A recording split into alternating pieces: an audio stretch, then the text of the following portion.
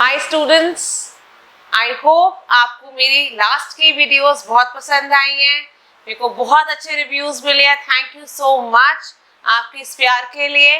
अब जैसे कि आप जानते हैं, मैं इंग्लिश की ही टीचर हूँ और आपको पता है एसएससी सीजीएल में सबसे ज्यादा वेटेज इसी सब्जेक्ट की है, इंग्लिश की।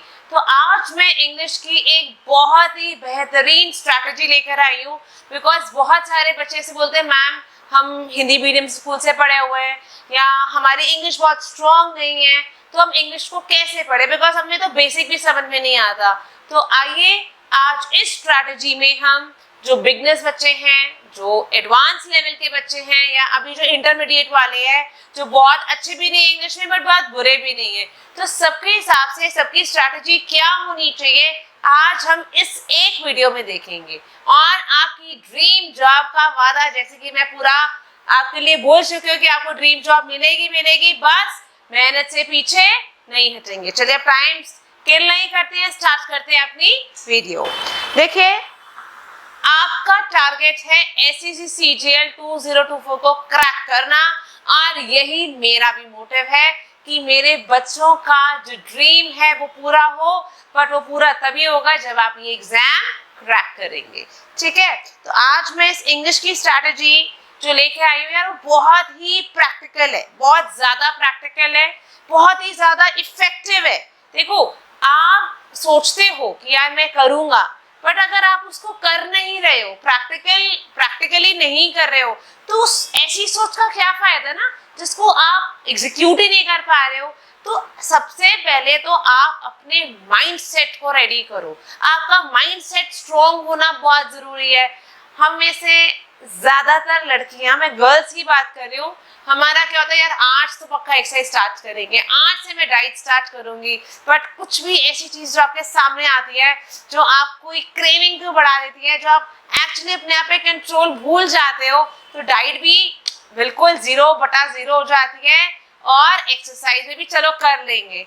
तो ये वाला जो माइंड सेट है ना, जो आपको वीक करता है, ये मैंने आपको एग्जाम्पल दिया है बिकॉज ये बहुत ही कॉमन एग्जाम्पल है गर्ल्स के लिए। अब बॉयज के लिए, यार आज नहीं किसी फ्रेंड से मिलूंगा, आज घूमने नहीं जाऊंगा, आज ऐसा नहीं करूंगा। बट जब भी एक फ्रेंड का फोन आता है ना, यार चल कल से स्टार्ट कर लियो, तो ये वाला जो पॉइंट है ना, कल से स्टार्ट कर लियो, बस इसी माइंडसेट को पहले स्ट्रॉन्ग करना है। देखो यारो, ये 7 से 8 महीने अपने आप को देना बहुत जरूरी है।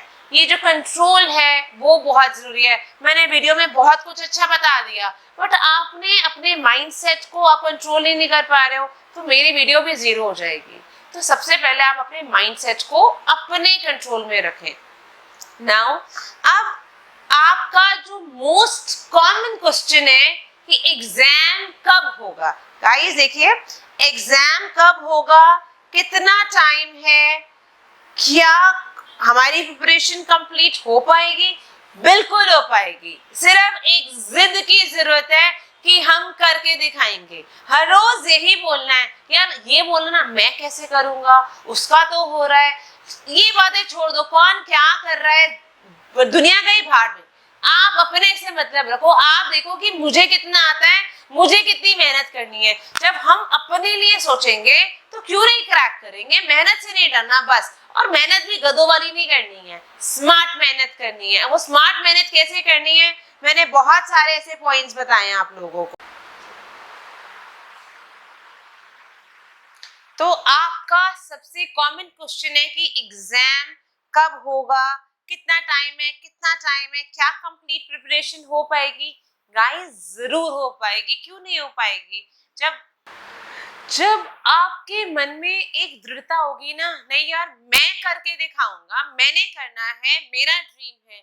जब एक माँ बाप अपने बच्चों को प्यार करते हैं ना, क्योंकि वो माँ बाप हैं, अपने बच्चों को हर चीज बेस्ट देते हैं, तो ये आप आपके आगे ना, ये पढ़ाई को जब अपने बच्चों की तरह लोगे कि नहीं यार मुझे इसको प्यार करना है, मुझे इससे प्यार में रहना है और मुझे इसको करके दिखाना है, तो आपका जो अगला स्टेप, जो आपका ड्रीम जॉब है, वो आपको जरूर मिलेगा। मेरा प्रॉमिस है, बस आप इस पर डटे रहे, क्योंकि बहुत सारी डिस्ट्रैक्शंस हैं। ये कलयुग है ना, इस कलयुग में बहुत सारी डिस्ट्रैक्शंस हैं, उनसे अपने आप को कैसे बचाना है वो आपको मुझसे भी ज्यादा पता है, क्योंकि आप अपने आप को जरूर जानते। देखो हमारे लिए क्या अच्छा है क्या बुरा है हमें पता होता है, बट जा क्या बुरा है बस उस पर क्रॉस लगाना है, ठीक है। तो आपके पास सिर्फ 7 महीने हैं दोस्तों। 7 महीने में आपको अपने आप को इस लायक प्रिपेयर करना है, उस लेवल पर प्रिपेयर करना है कि आप उस एग्जाम को क्रैक कर पाए, ठीक है। और ये एग्जाम कब है? अप्रैल या मार्च में, आने वाले साल के अप्रैल या मार्च में डेट्स आ जाएंगी। अब टाइम क्या है मैं पहले बता दूं। देखो अब हम कहते हैं कि मैम मैं एक एवरेज स्टूडेंट, देखो एवरेज स्टूडेंट कैसे, अब एवरेज स्टूडेंट की बेसिकली क्या परिभाषा है? एवरेज स्टूडेंट वो होता है जिसके 60 to 70% मार्क्स आते हैं। अगर आप एक एवरेज स्टूडेंट है तो आपको 2.5 से 3 घंटे इंग्लिश को देने ही पड़ेंगे। अगर आप एक वीक स्टूडेंट हैं कि आपके 50% से भी कम मार्क्स हैं तो आप 5 घंटे 3 घंटे मिनिमम 5 घंटे, तो 3 से 5 घंटे में कहूंगी 5 घंटे मिनिमम आपको अपने आप को देने ही पड़ेंगे इंग्लिश के लिए। और दोनों बच्चों के लिए स्ट्रैटेजी भी डिफरेंट होगी। क्या होगी मैं अभी साथ साथ में बताती जाऊंगी, वीडियो के एंड तक बने रहें, अपनी स्ट्रैटेजी को अच्छे से समझें। ये जो लाइन है ना, यस कैन बी प्रिपेयर्ड, अब हमने इसको चेंज कर देना है, यस आई कैन प्रिपेयर। जब हम ये लाइन अपने आप से बोलेंगे, अपने आप को एक भरोसा दिलाएंगे, तो ऊपर वाला भी जरूर मदद करेगा, ठीक है। अब एग्जाम का पैटर्न क्या होता है? देखो प्री के जो आपके एग्जाम्स हैं, जो आपके प्री के एग्जाम है उसमें 25 क्वेश्चंस हैं। हर क्वेश्चन 2 मार्क का आता है, तो टोटल कितने मार्क का क्वेश्चन होंगे? 50 मार्क्स का पेपर होगा आपका, ठीक है। अब जैसे कि मैंने बोला हर क्वेश्चन 2 मार्क का है, तो गाइस नेगेटिव मार्किंग भी है। अगर आपका एक क्वेश्चन रॉन्ग होता है तो टीचर आपका 0.5 मार्क कट कर देगा, मतलब आधा मार्क कट हो जाएगा। अगर 50 मार्क का पेपर है तो 45 plus is a very good and safe score, अगर आपने क्रैक करना है तो। नेक्स्ट आती है मेन के बारे। अगर आप प्री में सिलेक्ट हो जाते हैं तो आप मेन भी दे पाएंगे, एंड मेन में 45 क्वेश्चंस होते हैं, ठीक है। 45 क्वेश्चंस, एक क्वेश्चन 3 मार्क्स का है, ठीक है। तो 45 into 3 is 135 मार्क्स। तो आपका जो मेन है इसमें सबसे ज्यादा वेटेज इंग्लिश की है, 135 मार्क्स की। एंड वहां पर प्री में आपका आधा मार्क कटता था, यहाँ आपका पूरा 1 मार्क कटेगा अगर आपका एक आंसर भी रॉन्ग हुआ। तो बहुत फूक फूक के कदम रखना, क्वेश्चन को बहुत ध्यान से पढ़ना, एंड कॉन्सेप्चुअली रटाफिकेशन से नहीं, कॉन्सेप्चुअली आंसर्स करना, ठीक है। और 135 में से 130 marks is a very good and a safe score to crack the exam. अब बेसिकली डिफिकल्टी कहाँ है? डिफिकल्टी है इंग्लिश को समझने में कि मैम कहाँ से करें। हिंदी मीडियम में जैसे कि मैंने आपको बताया, या बच्चे बोलते हैं हमारी इंग्लिश वीक है या हमें समझ नहीं आते हैं, कितने बेसिक वर्ड्स हैं मैम हमें समझ में नहीं आते हैं, रूल्स याद नहीं होते हैं, ठीक है। इंग्लिश समझने में प्रॉब्लम है, रूल्स याद नहीं होते हैं, या हमारे एरर्स बहुत निकलते हैं, वोकैब याद नहीं होती है, पैसेज कैसे करें, क्लोज टेस्ट कैसे करें, PQRS के रूल्स समझ नहीं आते हैं, इनको हम सॉल्व करने में बहुत हमारा टाइम वेस्ट हो जाता है, हम लेट हो जाते हैं या हमारे आंसर्स रॉन्ग हो जाते हैं, तो बहुत सारी प्रॉब्लम्स हैं। But guys I am here to solve your problem. बिल्कुल भी घबराना नहीं है, बस काम करना है। बस मेरी एक ही बात को अपने गांठ बांध दीजिए कि मेहनत करनी है, और मेहनत गधों की तरह नहीं करनी है, स्मार्ट मेहनत करनी है। कैसे करनी है चलिए देखते हैं। देखो सबका एक ही सोल्यूशन है, understand the English language please.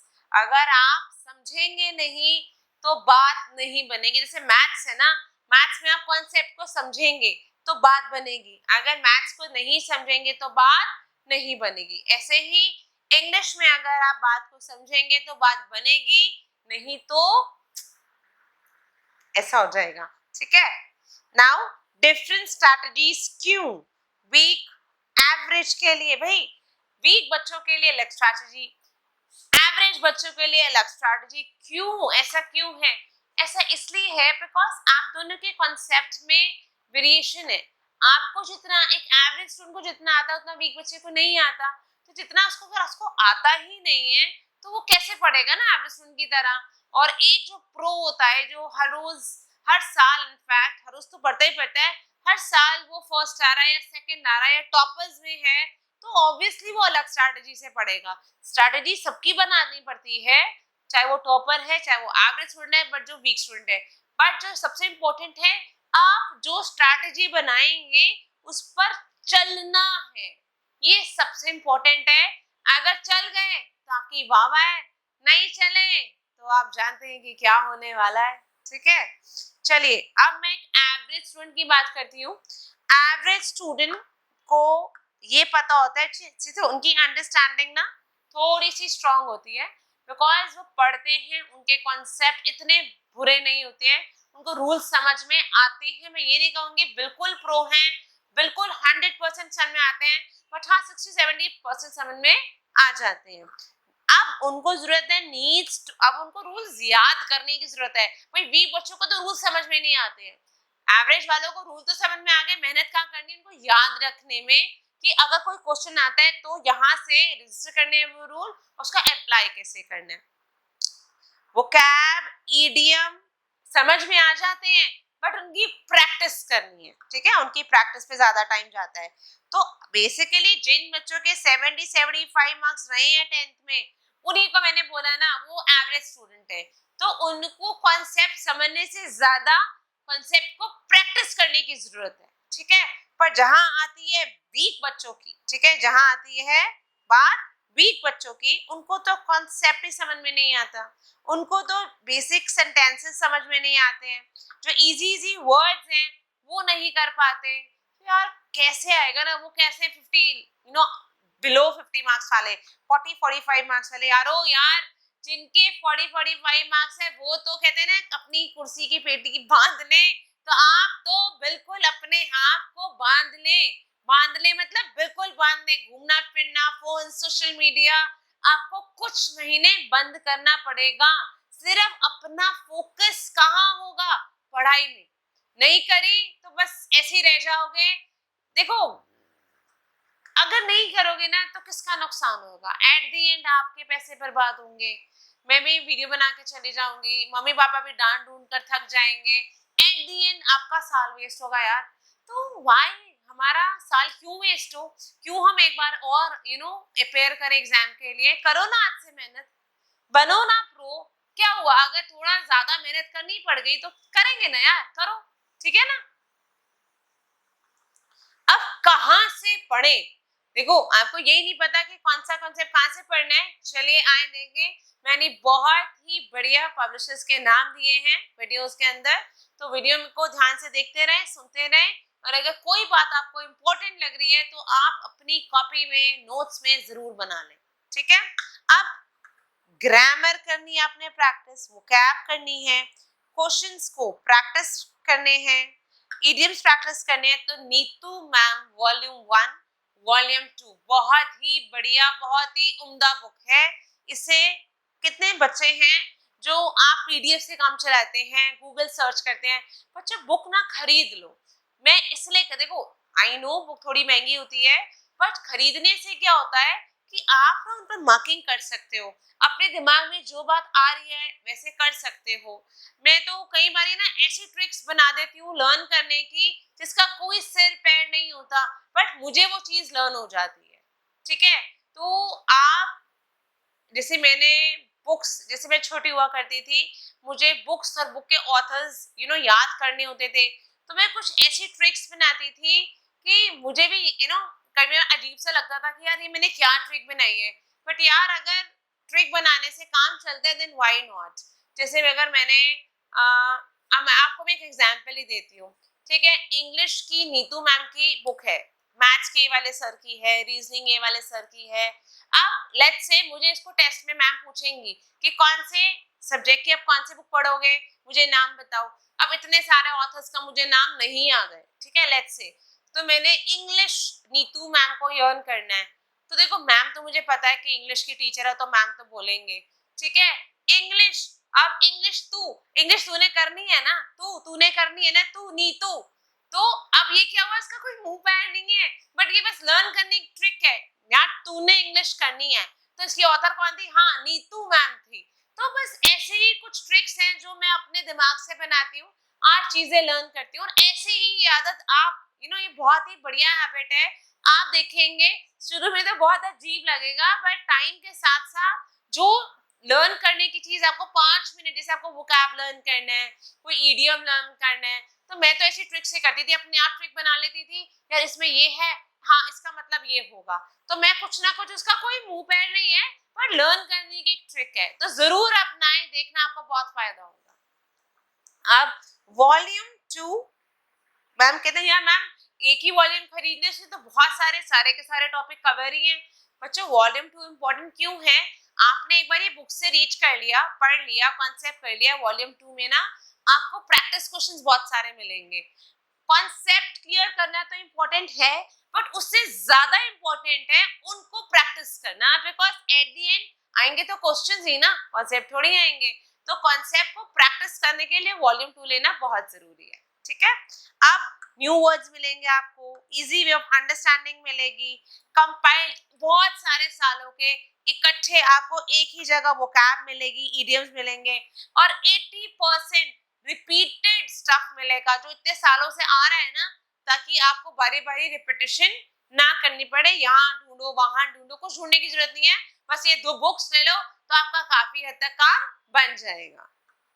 And most important, practice practice and practice, practice makes a man perfect. तो आपने इसी बात को अपने यहाँ पर दिमाग में छाप दे देनी है कि practice makes a man perfect. अब ब्लैक बुक है, वोकैब के लिए बहुत अच्छी है, नीतू मैम की 1 और 2 तो है। ब्लैक बुक है जिसमें आपकी वोकैब बहुत अच्छी स्ट्रॉन्ग बन सकती है। एंड किरण पब्लिकेशन, जब आप कॉन्सेप्ट कंप्लीट कर चुके होंगे वॉल्यूम 1 वॉल्यूम 2 से, फिर आपको प्रीवियस क्वेश्चन पेपर्स, जितने भी एसएससी सीजीएल के प्रीवियस क्वेश्चन पेपर्स अगर आप नहीं करेंगे तो आपकी दाल नहीं गलेगी। तो आपको कॉन्सेप्ट कंप्लीट, जब आपका 60-70% सिलेबस खत्म हो जाता है, तो आप प्रीवियस ईयर क्वेश्चंस करना स्टार्ट कर दें। मैंने 2 पब्लिकेशंस दी हैं, एमबी बुक प्लस किरण पब्लिकेशंस, जो बहुत ही बढ़िया हैं प्रैक्टिस करने के लिए। तो आप कोई भी जो आपको अच्छी लगे आप ले सकते हैं। अब अपनी डेली रूटीन कैसे बनाएं?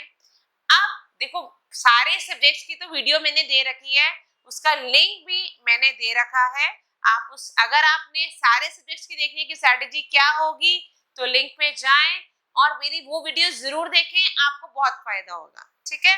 अब ग्रामर, अब देखो मेजर कॉन्सेप्ट क्या, हमें कहाँ काम करना है इंग्लिश में, इंग्लिश की grammar, vocab, idiom and comprehension, ये 4 मेजर पार्ट हैं जहाँ आपने अपने आप को प्रो करना है।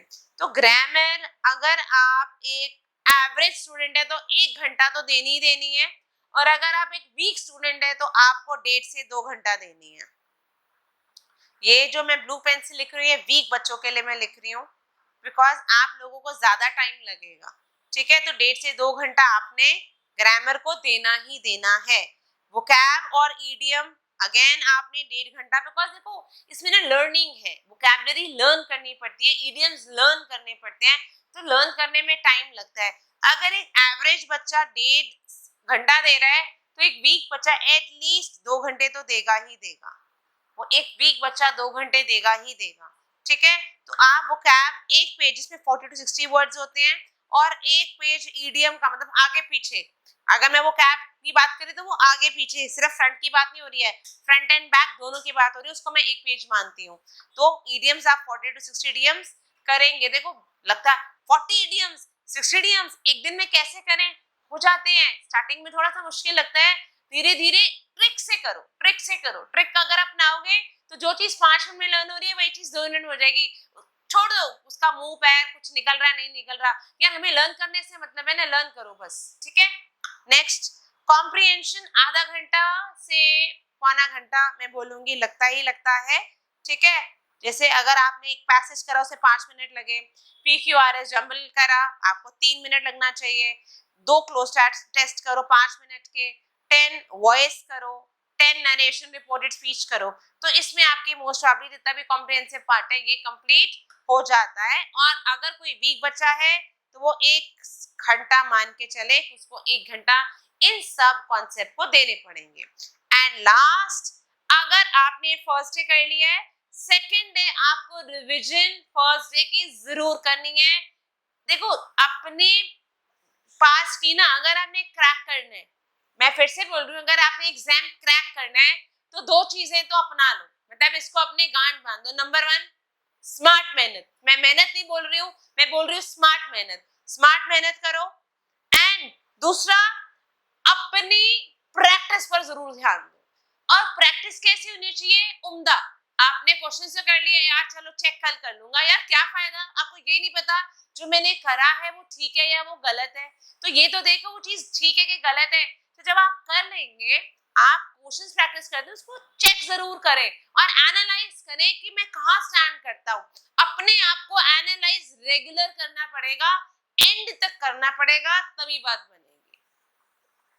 अब मेजर जो हमारी स्ट्रैटेजी है, मेन स्ट्रैटेजी कहां से स्टार्ट होती है कि अब काम कैसे करने हैं। सबसे पहले आपने जो कॉन्सेप्ट करना है उसकी क्या देखनी है?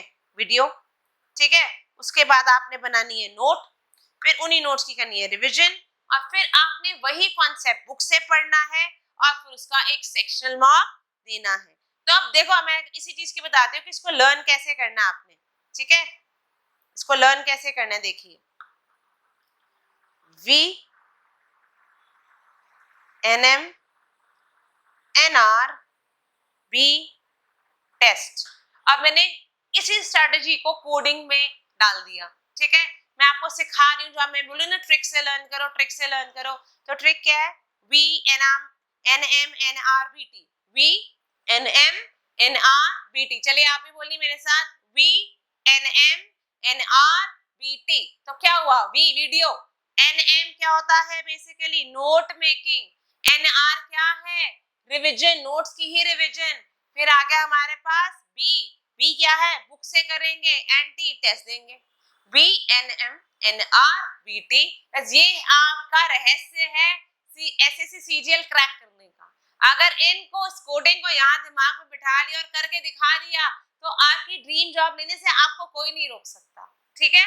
अब मैंने क्या किया, बस उसी चीज को जैसे मुझे कंफर्टेबल लग रहा है मैंने उसको लर्न कर लिया।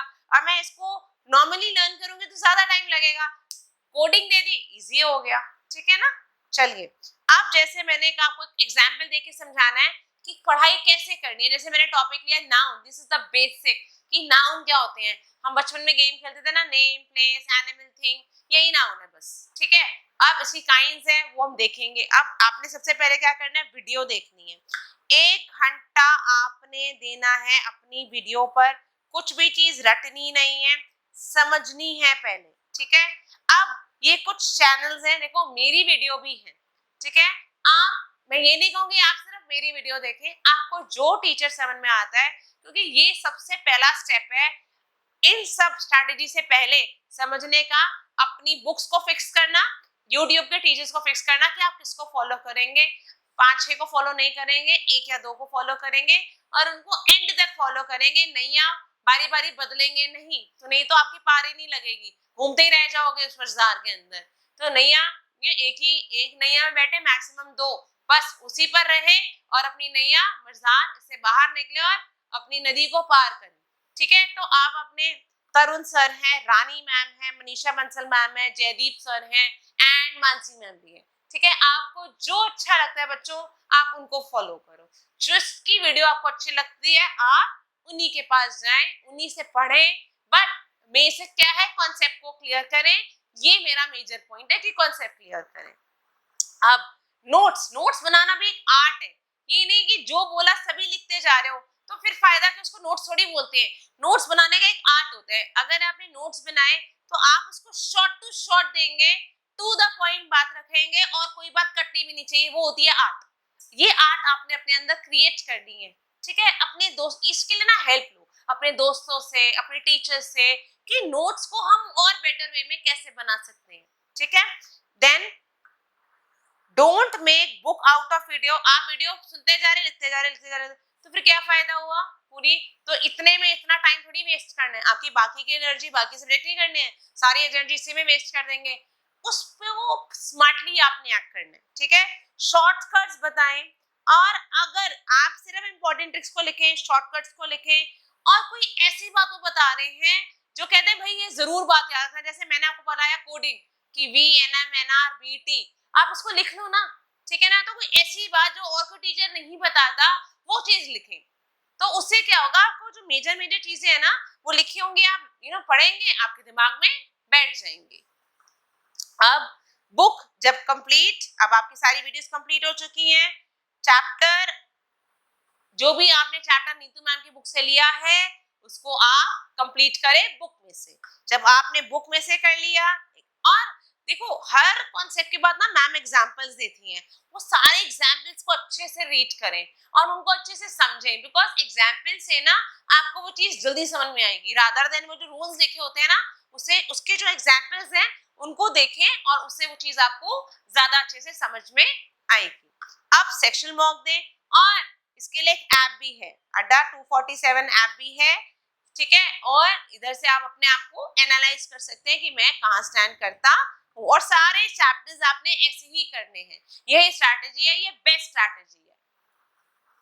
आप सेक्शनल मॉक कैसे दें, देखो आपको मैंने कहा ना गधों की तरह काम नहीं करना, आप उस पर आते हैं स्मार्ट काम कैसे करना है। फर्स्ट गो में क्या करना है, आपने जैसे जिसके लिए हमें बहुत नहीं पढ़ना पड़ता, क्वेश्चंस इवन रीड करने में बहुत टाइम नहीं लगता, एक एक लाइन के क्वेश्चंस होते हैं, फटाफट से सॉल्व कर सकते हैं। तो ऐसे कौन से क्वेश्चंस हैं, एरर के होते हैं, इंप्रूवमेंट के होते हैं, स्पेलिंग के होते हैं, ठीक है, देन आपके वोकैब के होते हैं, इडियम्स के होते हैं, ये फिल इन द ब्लैंक्स के होते हैं, नरेशन के हैं, वॉइस के हैं। तो ये क्वेश्चन ना एक एक लाइनर के होते हैं, जो एक एक लाइन के क्वेश्चंस होते हैं ना उसका आंसर आप फटाफट फटाफट कर सकते हो। तो फर्स्ट गो में ना आप इनकी प्रैक्टिस कर लें। सेकंड गो में आप PQRS, सॉरी इसकी गलत है, PQRS जंबल करें, क्लोज टेस्ट करें, पैसेज करें। एंड थर्ड गो में आप वो क्वेश्चंस करें जो आपको टफ लग रहे थे, या वो क्वेश्चन आप स्किप कर चुके हो, आप उनमें किसी टीचर से समझने हैं या आपका कोई डाउट है, थर्ड गो में आप वो वाले क्वेश्चंस लें, ठीक है। तो फर्स्ट क्वेश्चन में वन लाइनर वाले, सेकंड गो में आप PQRS क्लोज टेस्ट पैसेज करेंगे, थर्ड में टफ और स्किप क्वेश्चंस करेंगे, ठीक है। नाउ नेक्स्ट, मॉक एनालाइज कैसे करें, देखो 15 आफ्टर 15-20 मिनट्स आप मॉक टेस्ट लेंगे, ये सबसे इंपॉर्टेंट है। जब आपने कोई देखो सारी मेहनत हो चुकी है, वीडियो भी देख ली, बुक से भी पढ़ लिया, टेस्ट भी दे दिया, बट क्या आपने जो अभी तक पढ़ा है वो ठीक है या नहीं है, सबसे सबसे इम्पोर्टेंट यहीं पर बात आती है। अब अपने आप को आप एनालाइज करोगे, देखो कैसे, देखो आपने सारे क्वेश्चंस चेक करने हैं, ठीक है, नॉट ओनली रॉन्ग क्वेश्चंस, मतलब क्या है, जो अभी आपके क्वेश्चंस रॉन्ग हुए हैं उसको छोड़ो, पहले जो आंसर्स आपके ठीक हुए हैं, देखो हाँ ये वाला कॉन्सेप्ट तो मुझे क्लियर है, फिर आप देखोगे जो मेरे रॉन्ग क्वेश्चंस हैं उनका कौन सा कॉन्सेप्ट को क्लियर नहीं है, वो आप लिखोगे कहीं पर कि मेरे जो रॉन्ग क्वेश्चंस हैं यहाँ पर ये मेरी गलती थी, मेरे को ये कॉन्सेप्ट पे ज्यादा काम करना है, ठीक है।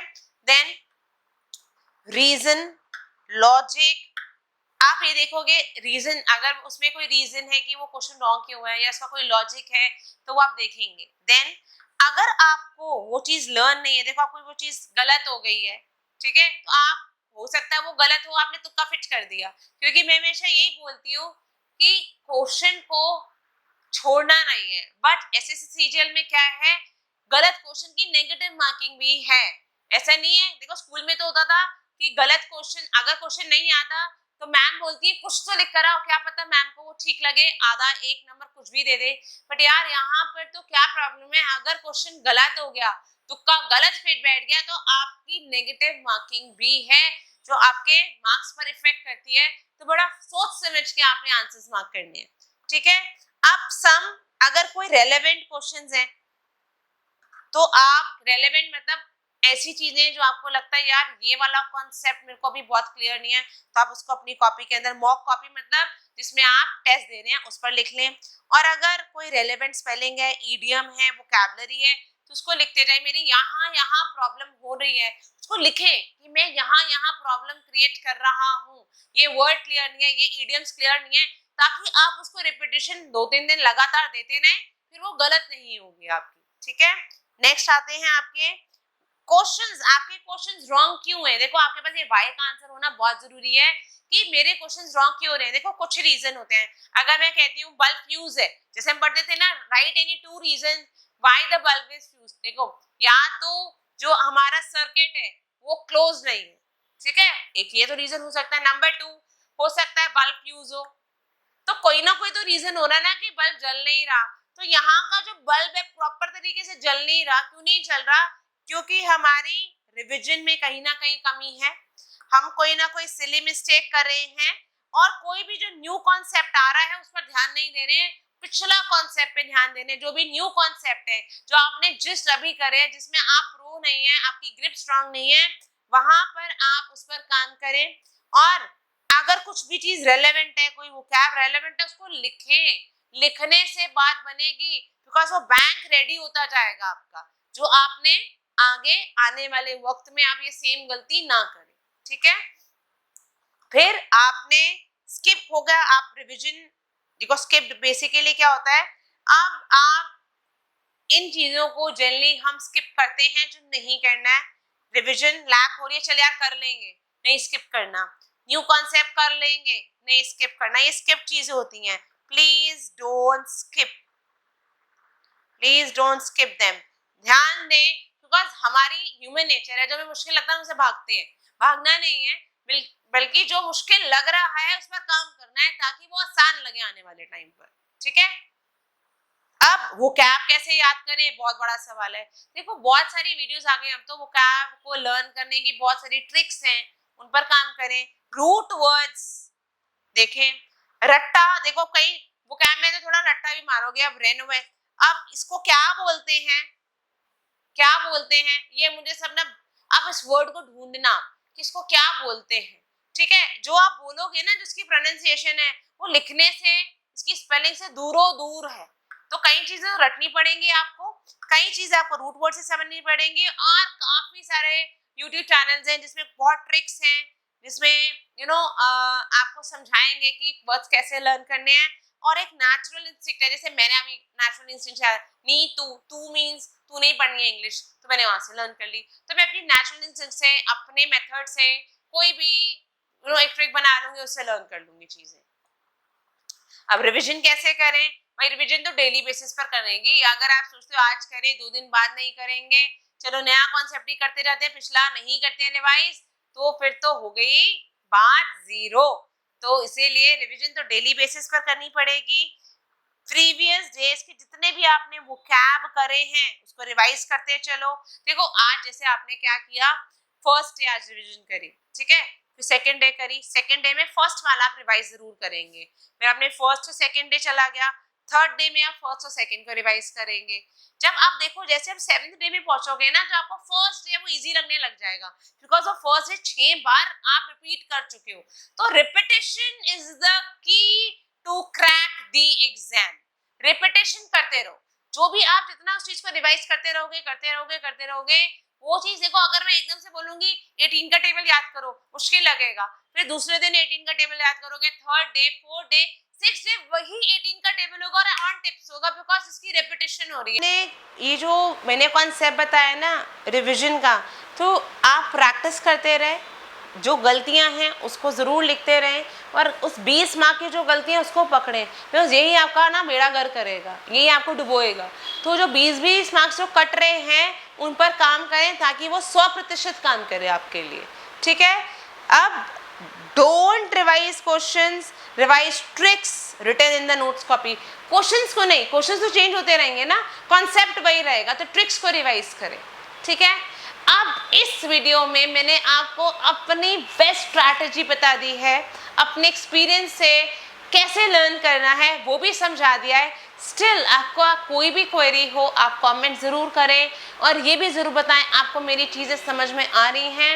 एंड फिर से दिल से, तहे दिल से शुक्रिया आपके प्यार के लिए, जो आपने मेरी वीडियोस लाइक करी हैं। And I will I make a request कि आप ये वीडियो आगे भी लोगों तक पहुंचाएं, इस वीडियो को शेयर करें ज़्यादा से ज़्यादा। जो लोग इंग्लिश में अपने आप को एक्सेल करना चाहते हैं, जो बहुत मुश्किल में है कि हम कैसे पढ़ें, तो शायद ये वीडियो उनके काम आ जाए और वो अपने ड्रीम के पास पहुंच पाए।